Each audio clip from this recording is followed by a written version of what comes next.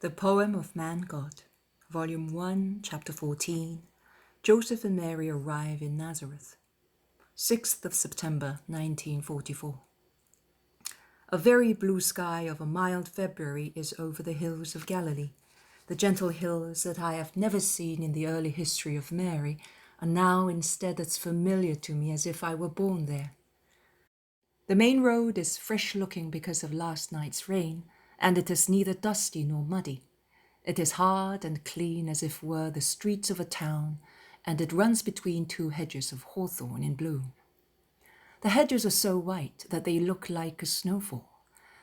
The scenery is broken by the monstrous conglomerations of cacti with thick leaves like palettes, spiked with stings and decorated with the huge grenades of their peculiar fruits, grown without stem on the top of the leaves. Because of their color and shape, the cactus leaves always gives me the impression of sea depths and coral reefs, of jellyfish and other deep sea animals. Beyond the hedgerows, there is the country.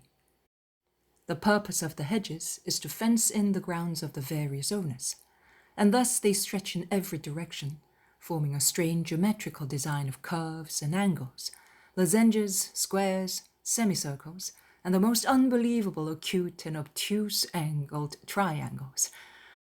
A design all spread in white, like a strange ribbon thrown over the country just for fun, and over which hundreds and hundreds of birds fly, chirp, sing in the joy of love, while working to build their nests. In the fields, the corn is taller than in Judea.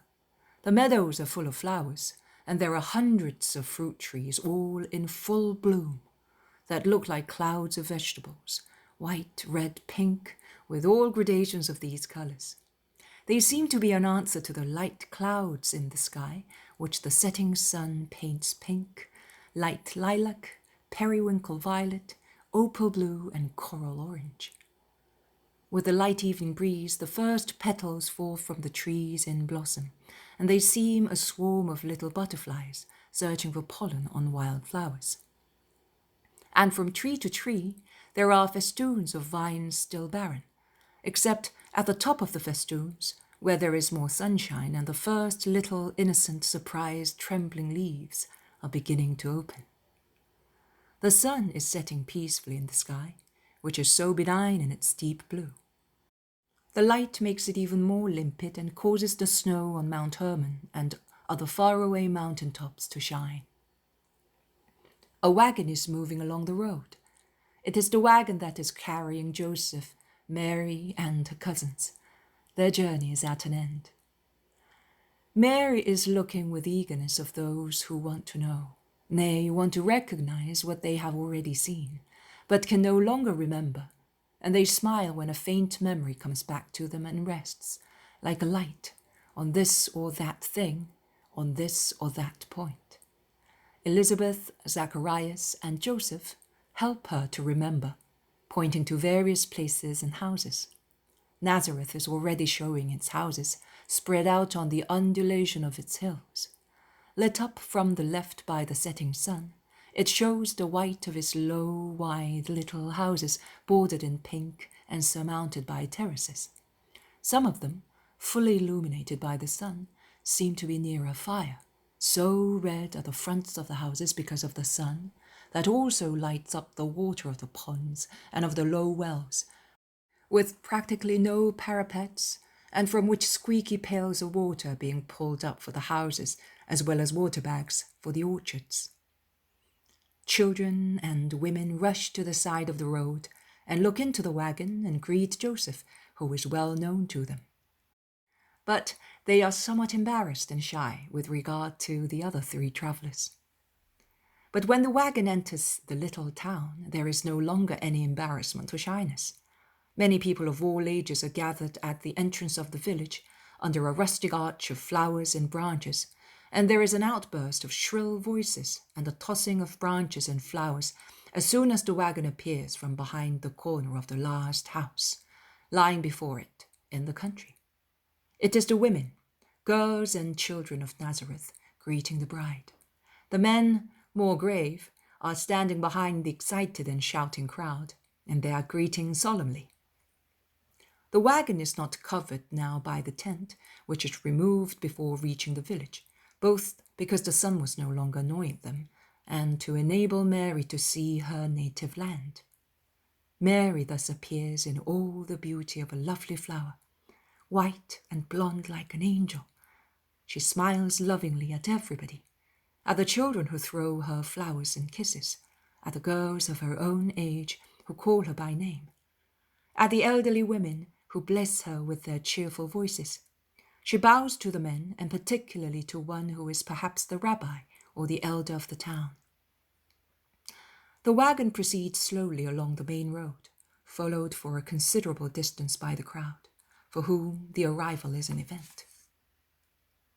"There's your house, Mary," says Joseph, pointing with his whip to a little house which is just under the edge of an undulation of the hill.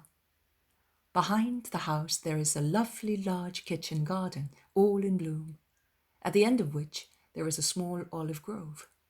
Behind the olive grove there is the usual boundary hedge of hawthorn and cactus. The fields that once belonged to Joachim are farther behind. "As you can see, very little is left for you," says Zacharias. "Your father's illness was a long and expensive one. Also, the expenses to repair the damage done by the Romans were heavy. See, the road took away the 3 main rooms, and the house was cut down in size. In order to enlarge it, without excessive expenses, a part of the mountain was adapted, where the grotto is. Joachim kept his supplies there, and Anne her looms. You will do as you think best." "Oh, it does not matter if only little is left. It will be sufficient for me. I will work."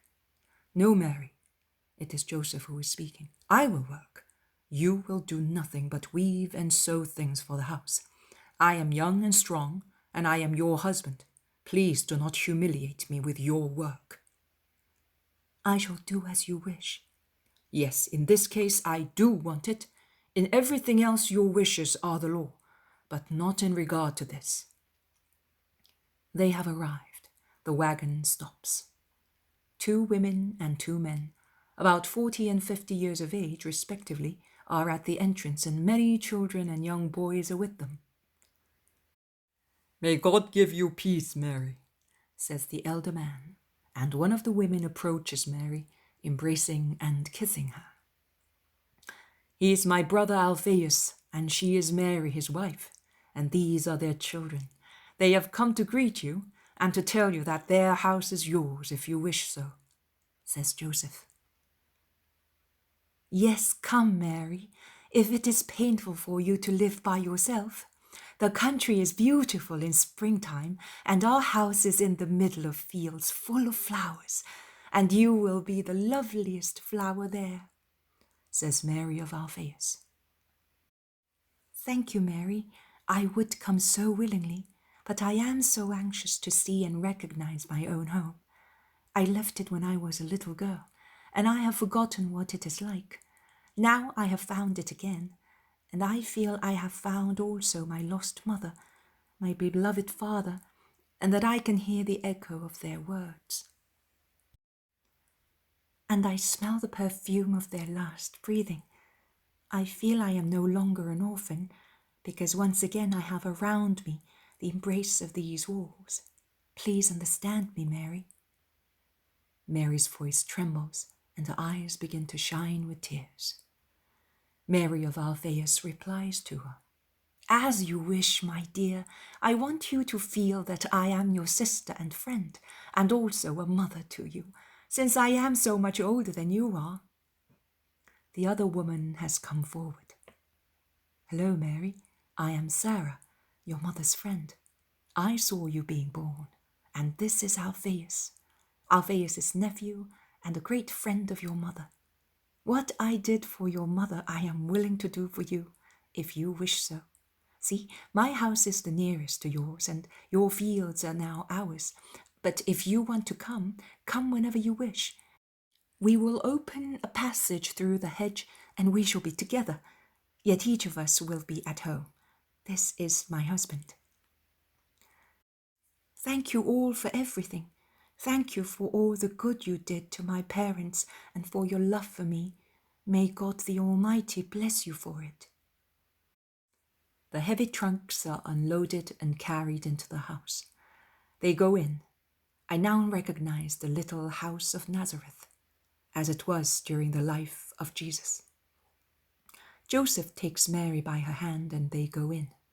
On the threshold, he says to her, "And now, on this threshold, I want a promise from you, that whatever may happen to you, whatever you may need, there is no other friend whom to apply to but Joseph, and that for no reason whatsoever may you worry all by yourself. Remember that I am everything for you, and it will be a joy for me to make your life happy. And since happiness is not always in our power, I will at least make it peaceful and safe." "I do promise, Joseph." The door and windows are opened. The last searching rays of the sun enter. Mary has now taken off her mantle and veil, because with the exception of the myrtle flowers, she has still her bridal dress on. She then goes into the kitchen garden in bloom. She looks and smiles. Still held by the hand by Joseph, she goes round the garden. She looks as if she were taking possession of a lost place. And Joseph shows her his work. "See, I dug a hole here to gather the rainwater, because these vines are always thirsty. I cut off the oldest branches of this olive tree to strengthen it, and I transplanted these apple trees because 2 of them had withered. Over there I planted some fig trees. When they grow up, they will shelter the house both from the excessive heat of the sun and from inquisitive people. The pergola is the old one. I only changed the rotten poles, and I did some trimming. It will give you a lot of grapes, I hope. And here, look." And he leads her proudly towards the side of the hill at the back of the house, which limits the northern side of the garden. "Here I dug a grotto, and I have reinforced it, and when these little plants take roots, it will be most identical to the one you had. There is no spring, but I hope to convey a little stream there. I will work in the long summer evenings when I come to see you." "What do you mean?" asks Alphaeus. "Are you not getting married this summer?" "No. Mary wants to weave her woolen cloths, the only things missing from her trousseau, and I agree with her. Mary's so young that it does not matter if we wait for a year or more. In the meantime, she will get used to the house." "Well, you have always been somewhat different from other people, and you still are. I do not know who would not be in a hurry to get married to a beautiful flower like Mary, and you are delaying things by months." "A joy, awaited for a long time, is a joy to be taken delight in more intensely," replies Joseph with a gentle smile. His brother shrugs his shoulders and asks, "Well then, when are you thinking of getting married?" "When Mary's 16, after the Feast of the Tabernacles. The winter evenings will be sweet for the newlyweds." And he smiles again, looking at Mary. A smile of a gentle secret understanding. A smile of a brotherly chastity, giving comfort. He then resumes his tour of the garden. "This is the big room under the mountain. If you agree, I will use it as a workshop when I come here. It is joined to the house, but not in the house, so I will not annoy you with noises and disorder. However, if you wish otherwise—" "No, Joseph, that is perfectly all right." They go back into the house and light the lamps. "Mary is tired," says Joseph. "Let us leave her in peace with her cousins." They all say goodbye and go out. Joseph stays for a few moments and speaks to Zacharias in a low voice. "Your cousin is leaving Elizabeth with you for a while. Are you happy? I am, because she will help you to become a perfect housewife. With her, you will be able to arrange your things and your furniture, and I will come every evening to help you.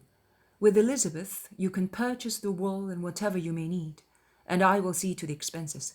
Remember, you have promised to come to me for everything. Goodbye, Mary. Sleep the first night as the landlady of this house, and may the angel of God make your sleep peaceful. May the Lord be always with you. Goodbye, Joseph. May you also be under the wings of God's angel. Thank you, Joseph, for everything. As far as I can, I will requite your love with mine. Joseph says goodbye to her cousins and goes out, and the vision ends with him. The Poem of the Man God, Volume 1, Chapter 15. Conclusion to the pre-gospel. Jesus says, "The cycle is over. It has been so sweet and gentle, and with it your Jesus has taken you out of the turmoil of these days without any shock. Like a baby enveloped in soft woolen swaddling clothes and laid on soft cushions, you have been immersed in those blissful visions so that you might not perceive the cruelty of men who hate instead of loving one another, and be terrorized by such ferocity. You could no longer endure certain situations, and I do not want you to die because of them, because I take care of my mouthpiece.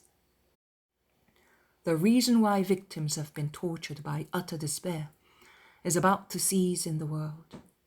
Therefore, Mary, the time of your dreadful suffering for too many reasons, in such strong contrast with your feelings, will come to an end as well. But your suffering will not cease. You are a victim. But part of it, the latter, will cease. Then the day will come when I will say to you, as I said to Mary of Magdala when she was dying, rest. It is now time for you to rest. Give me your thorns. It is now time for roses. Rest and wait. I bless you, O blessed soul. That is what I was saying to you, and it was a promise which you did not understand, as the time was approaching when you were to be immersed, rolled over, chained, and filled with thorns. In deepest darkness, I am repeating that to you now, with the joy which only the love which I am can feel when it can stop one of its beloved from suffering. I am now telling you that the time of sacrifice is ceasing, and I, who know, say to you, on behalf of the world which does not know, on behalf of Italy, of Viareggio, of this little village where you brought me, meditate on the meaning of these words. I say to you, thanks, as is due to holocausts for their sacrifices. When I showed you Sicily, the virgin spouse, I told you that she became impregnated with my perfumes, behind which she dragged her husband, brother-in-law, servants, relatives, friends. You played the role of Sicily in this mad world, and you do not know, but I am telling you, I, who know. You became saturated with me, with my word. You informed people of my desires, and the best among them understood and following you a victim. Many more have risen. And if your fatherland and the places dearer to you are not completely ruined, that is due to the fact that many victims have been consumed after your example and your ministry. Thank you, my blessed one, but go on. I have great need to save the earth, to buy the earth again, and you victims are the money. May wisdom which taught saints and teaches you directly elevate you more and more in the understanding of the science of life and in its practice. Pitch your little tent near the house of the Lord. Nay, pitch the pegs of your own dwelling in the abode of wisdom, and live there without ever coming out.